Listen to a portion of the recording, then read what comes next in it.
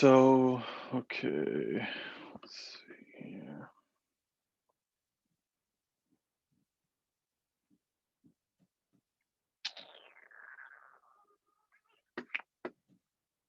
Uh, We're recording now.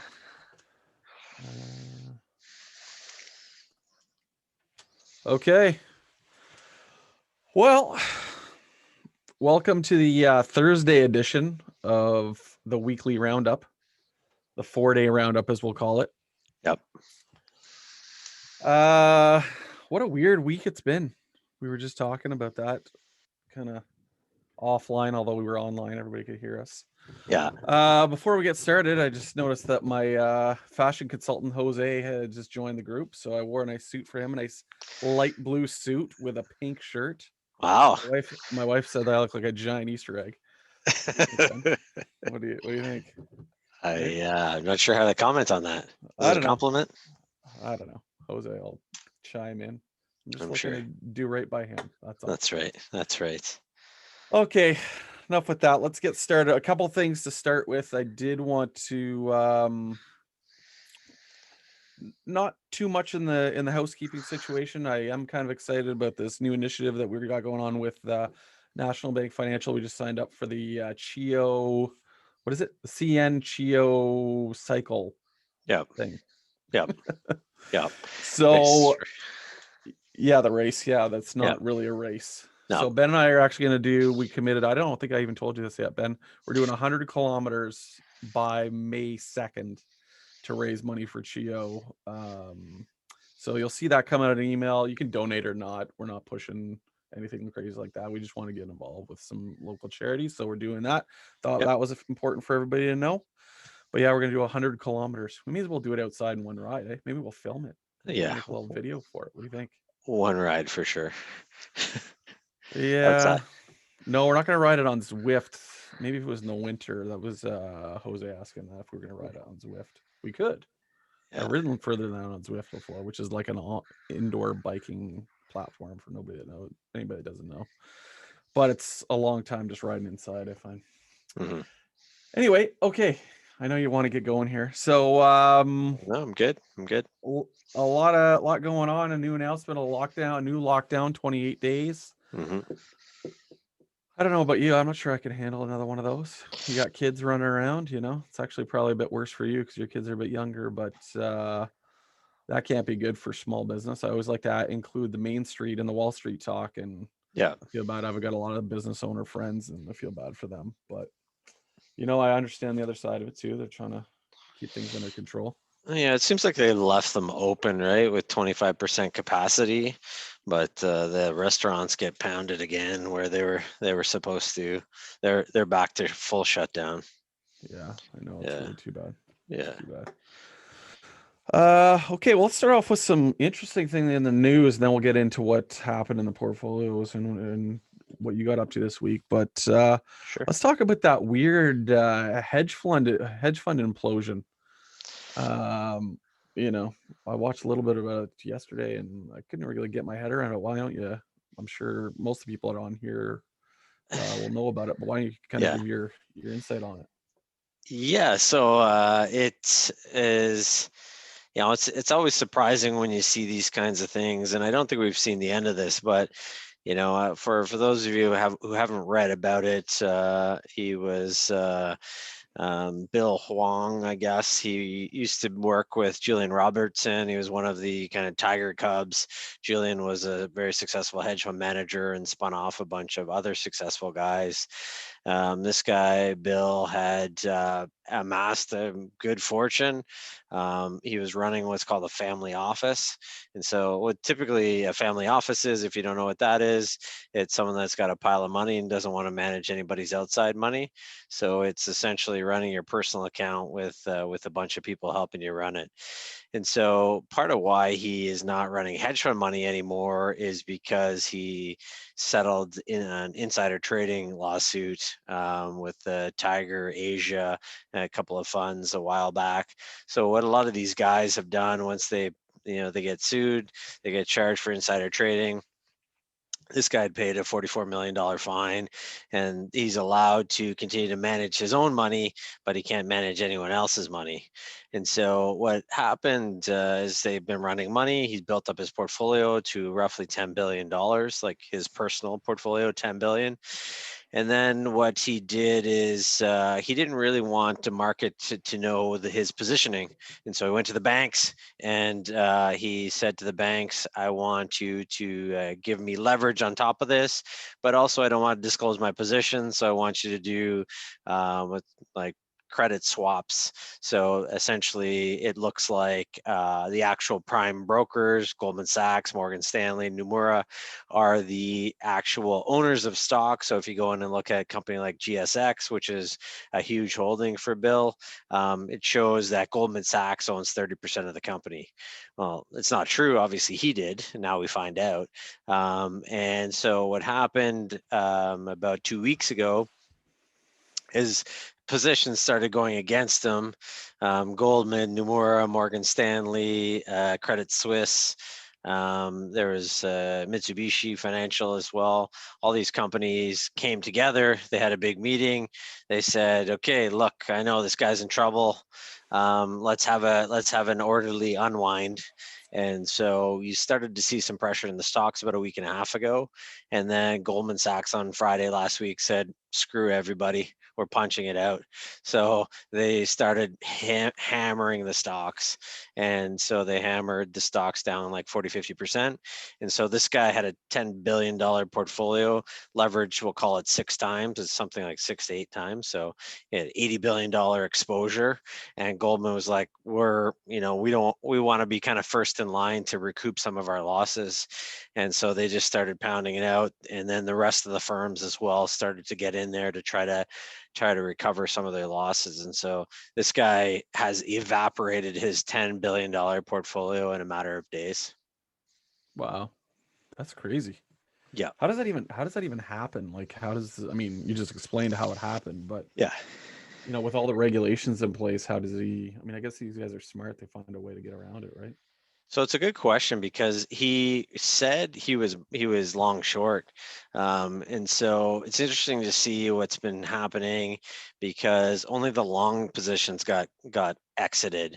We didn't see any. Typically, when you see something like this, you see both sides go, or you see the shorts get squeezed. So you'd think that some stocks would rip higher while the longs are getting crushed as they're liquidating both positions. Mhm. And we haven't seen any of that yet. So I don't know what else is going on. Maybe there's something else. Obviously the biggest risk is it's systemic and that other companies are tied up in it. I mean, Credit Suisse said, they got a potential $7 billion write down, which is 2 years of their profit. It's hard to believe that it happens, but this is unbelievable.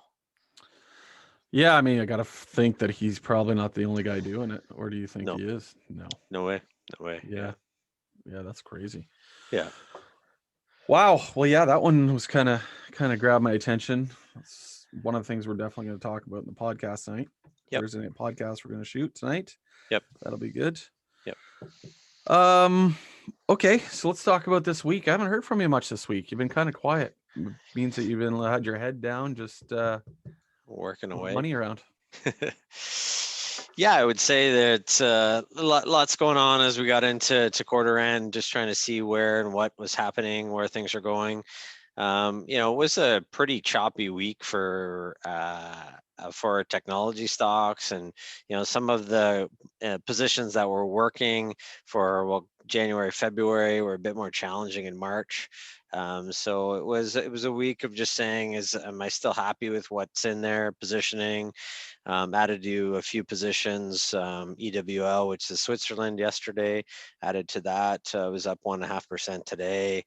ASPL, which one of the SPACs. So some of these SPACs again are trading below that $10 level, where at $10 they're backed by U.S. government bonds, so that protection level. So if you can buy them below $10, it's a slam dunk. Bought a lot of Freeport, McMoran, and added to QuantumScape. QuantumScape had a good day too here, up 12% I think on the day. One of the things I did too on Monday, which is One of those things where I often get questions about why would you do this kind of transaction. Last Friday on the call, I mentioned I'd bought some Madison Square Garden, and then on Monday they came out and they said they're doing a big dilution, a big share issuance. It looks like they're going to restructure the business. Stock was down about 8%, and typically I'd give it a bit of time to come through, but as I looked at what their plans were, looks like it was going to be hugely diluted. It's probably the right thing for the company long term, but I didn't think it was going to be a good decision in the near term. So I sold the position, bought Designer Brands because it was a company that I had on the watch list. Designer Brands ended up finishing up about 2% that day, so we sold something that was down for a quick decision, and I found that you know over the years, what happens sometimes is you stay with it, and staying with a losing position over too long a period of time really has a negative impact on the portfolio. So made the decision, quick cut the losses and move into something else that I thought had better potential. Okay, great. Yeah. Yeah.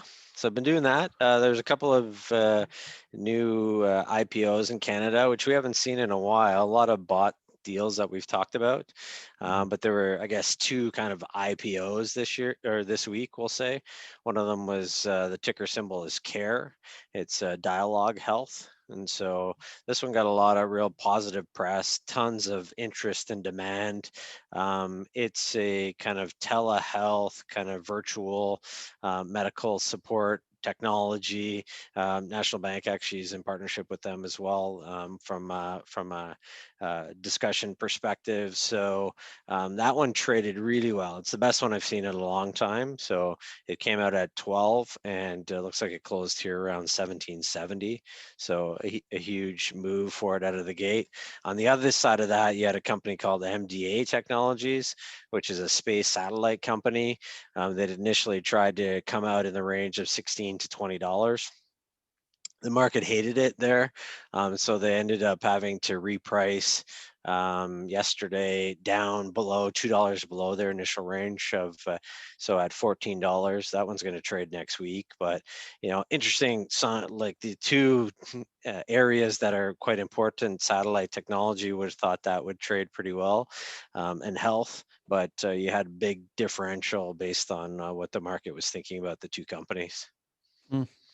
Mm. So what happens when they have to reprice like that? Like, is there any? It's just bad marketing, right? Yeah, so what happens, yes, tends to be bad work by the investment bank pricing the Mhm. deal in the first place. And so typically you get two choices. I was surprised they didn't kill the deal. So sometimes what happens is they just cancel it and they say, we'll come back when market conditions are better, something along those lines. Mhm. Or they go back to their institutional shareholders, which they did in this case. They went back to their institutional shareholders and said, hey, listen, tell me where to price it. We'll price it where you want, and if we can live with that, we're going to come to market like that. And so this is what happened in their case. Oops. Yeah, you wouldn't like to see that. That's for sure. No. Okay, great. If anybody has any questions, I think everybody that's on here has been on here before, so you know how to do it. Either in the chat where Jose likes to give me some ribbing, He said he or likes your wheels. Said he likes your no, wheels in the background. nice wheels right there.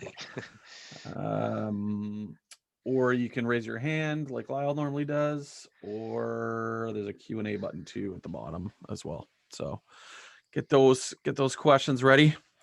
So is that it for this week, or did you want to talk about what we got coming up next week? Sounds good. We did also send, I don't think we commented on the podcast. We had to change up just with our guest last week. So I think so we had mortgage specialists come in, talk about mortgages. So if you haven't seen that, that's worth a look. And next week we got a couple of more that we're recording, so those should be good. But from a From a market perspective, no, I think I touched on most of it. I think now we're into Q2. Q1 was unbelievable, all the things that happened, hard to believe. So looking forward to what's next now. And the market had a good day today. Most assets that we own were up, including bonds, which we didn't talk about yet. So you had bonds. You've had that U.S. 10-year kind of touch that 175 a couple of times, which it did yesterday, and pulled back again here. So I think there's twice touched that level. So the big question is it going to break out above those? Because there's a lot of resistance around that 175, 177 level. So continue to keep that on the radar. Great. So, and we have a podcast we're shooting tonight. What are some of the topics we got going for tonight? We had some good ones. Yeah. One we already talked about, which was the head fund implosion. Mm-hmm. What else do we have going tonight? Yeah, so I think we're going to talk about some more detail about Bitcoin and crypto and how that fits into portfolios, just around asset allocation, balancing risk, trying to manage some of those nuances and things within portfolios. For sure, yeah, that'll be interesting. Yeah. Yeah, because I'm not sure that everybody knows, but that's not easy from a regulation standpoint to slip into those portfolios, right? So it's a lot of tap dancing from Ben to do that for you guys. So just to let you know. Luckily for him, he's a good dancer. Okay, what else? What else do you want to tell the peeps? What else? I think I think that's it. I think so we're still going back. I'm still sending out tax things. If you do need anything, continue to let us know. Trying to get as many of the gain loss reports out as we can. Looked at most of the numbers now. I believe some of the things were missed on the CIBC T5008. So if you have any questions, let us know. But so we continue to push that out as we can. And next week is back to a full week in equity markets. Tomorrow, everything's closed, both Canada and the US. So that should be a quiet time, a couple of days to relax. I think the market today had a bit of a sigh of relief that things are okay. And that's a positive sign. And I'd expect that to go through and into next week as well. Right. That means tomorrow we have the day off then? Or... Yeah, day off tomorrow. Wow, that's the first one ever since I've been here. Okay, no questions? Any questions? No? Come on. Nobody? We're just that thorough, Ben. We're trying. I know. You know what the scariest thing about the new lockdown is? It might be the return of the Ben mullet. Probably. Ben's COVID hair. Yeah. Oh man. Enshrined in our team pictures. Yeah, exactly. I think it's probably time for a retake. Okay. Okay. Malcolm says, just to let you know, Paris Hilton dropped in an NFT next week. Who isn't? What kind of road bike does Scott ride? I actually have two, Jose. That's right. You did ask me that in an email. I have believe it or not, by coincidence, I have a Scott road bike. And I have a Cervelo triathlon bike. And Ben rides what? What do you ride? A Giant? 1947 Giant. I know. Holy cow. He needs a new one. Okay, Still goes fast. It does. Well, yeah, he's a good sprinter. Okay.